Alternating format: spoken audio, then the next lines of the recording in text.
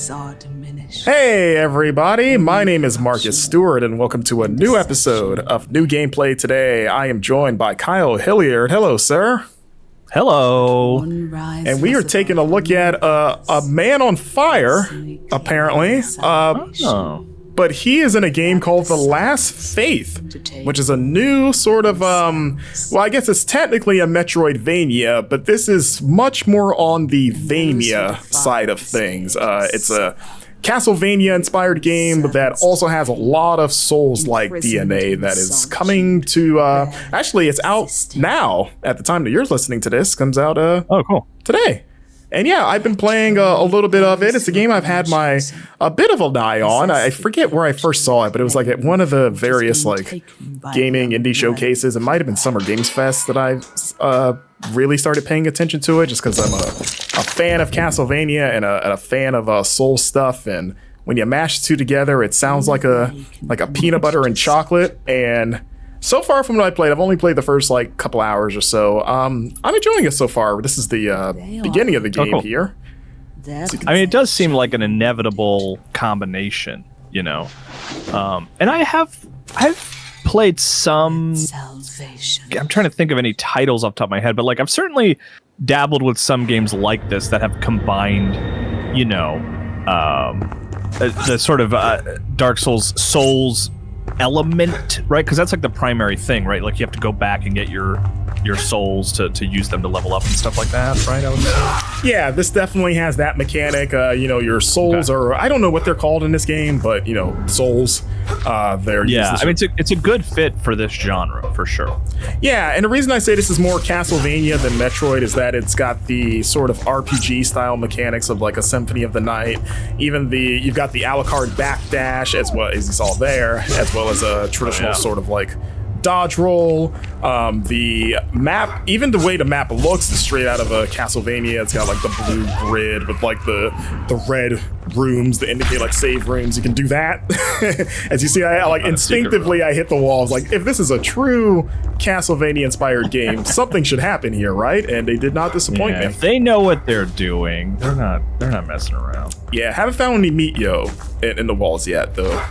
You know, give it time. I also like that you can kind of hang when you climb there. I was kind of experimenting here. I was like, does he automatically pull up or can I just hang there? And you can't just dangle, which I guess potentially could be used to kind of hide if someone's up there and you sort of bide your time and then pop up and give them the business there.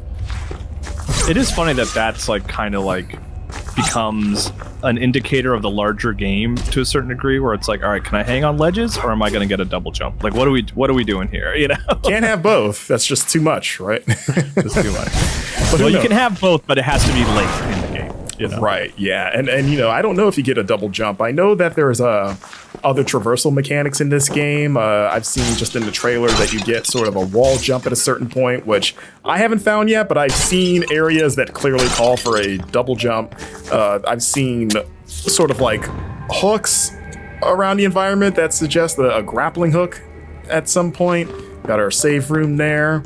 And yeah, I would say so far, like playing it, it feels good. Like the action feels nice to play. You've got a variety of melee weapons as well as ranged weapons. So when you start out, you get this sword, and you've got this like the sword can extend into like a spear or something there, like, as you saw, which is like treated as a special attack that I believe consumes mana.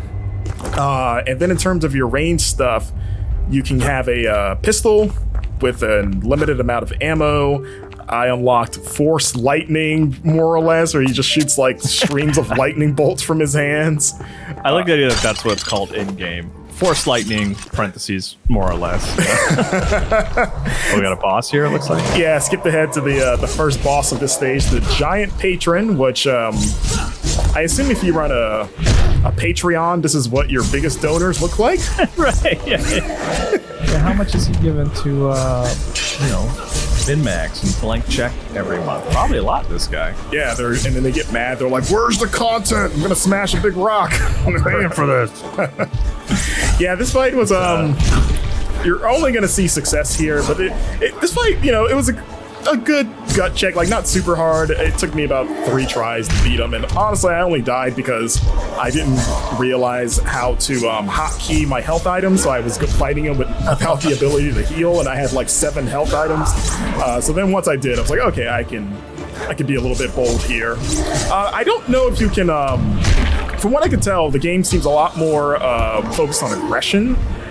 Like you'll see after this that the only sort of defensive move that I've unlocked is a sort of parry, but like I haven't found any shields or anything like that. So, and I say that because in terms of the Souls style, it seems to be leaning closer to like a Bloodborne, where it's like, hey, it's more about dodging and getting in there and getting some hits in. See him doing that, kind of changing the different phases of the fight now. He's got raining spikes or whatever you want to call those. And I just realized now that he was holding a statue head. Oh, yeah. Yeah, that was I didn't even realize that the 3 times I fought him. I was just looking at it. I was like, oh yeah, that's a person's head and not just a rock. So is this the first boss proper? Yes. Okay, because that is always kind of like, yeah, like you were saying, it can be a gut check. Yeah. Oh, the other question I wanted to ask you is like, do you have a Dark Souls style flask that like refills as long as you make it to checkpoints, or is it like you finding health items that you just have to use? I found health items. Okay. And it seems like you can have quite a bit. At one point I had like 7 or 8. And the game doesn't seem too stingy about finding them. Like, unlike Souls games, you can break crates and there's sometimes stuff in them. So it's not just for funsies. And I jumped ahead a good bit here to where I unlocked some other abilities. So I've got the gun, I've got the lightning, I've got another melee weapon, an axe there, which you can switch melee weapons and ranged weapons on the fly just by hitting the D-pad. Okay. I like the axe because it's powerful and it feels heavy, but it's not slow. Like, it's slower, and also you can do that with an item, light your weapons on fire. That's always handy. Yeah, and it looks cool. I think the game has some pretty decent animation too. I think we'll see. Oh, and here we go. You got these executions that you can do. Oh, boy. Yeah, that guy. He's not going to be in the sequel. So how does the ammo recharge? You like find it? You find it. Okay. Yeah. Again, the game seems like it seems maybe not liberal, but they don't let you go long without having any ammo. Like, I was finding it at a regular enough clip, and I think it helps too that you can like having other ranged options means you don't have to just rely on your pistol, so you're not using up your bullets as often. Yeah. And it seems like you. That almost feels. I was just gonna say that almost feels more from the Metroid school of design of like, you know, it is based on, you know, a currency, you know, your bombs and stuff, but you find them all the time. If you're low, we'll give them to you, you know. Yeah, and it doesn't seem like it has the Metroid style of gating. Like, I haven't come across a barrier that was like, you need this weapon to get by. Like, again, it seems a lot more in the Symphony of the Night of like, I definitely need something to get up there. Like, it's not opening a door with the weapon. It's just like, oh, I need a double jump or a grappling hook or something. You know what I mean? Like, I just don't have that ability. I know it sounds like the same thing, but there is a distinction if anyone has played enough Metroid or of the more exploration-heavy Castlevania games. Yeah, I mean, I do prefer that, like, where it's like the items that you get to progress are also items that you would just use normally. You know, it's like, it's not as fun to be like, oh, I found a red door. Oh, now I need the red key, you know, or the red sword or whatever, you know, to open this door. Yeah, and you are finding keys and stuff like that. Like, there's one character I met around this time that gives you a key to open up a few locked doors. In that initial castle, there were several gates that I still have not found a key to. And as you've noticed, this game is, you know, it's not one single location like Symphony. Like, it's not just one big castle, but you're going to be moving around a lot. So it's closer to the maybe like the handheld Castlevania games, where you're going into different areas and they each are sort of like smaller labyrinths themselves. And you can go back to some of those areas later on once you have an ability or a key. Like I said, that first castle has several doors that I haven't been able to get to, and some of the traversal sort of like blockades. So, and you can travel between save points, so you can just fast travel there later. You were trying to kill old Wyman. I saw that. So I just instinctively was like, oh, don't trust you either.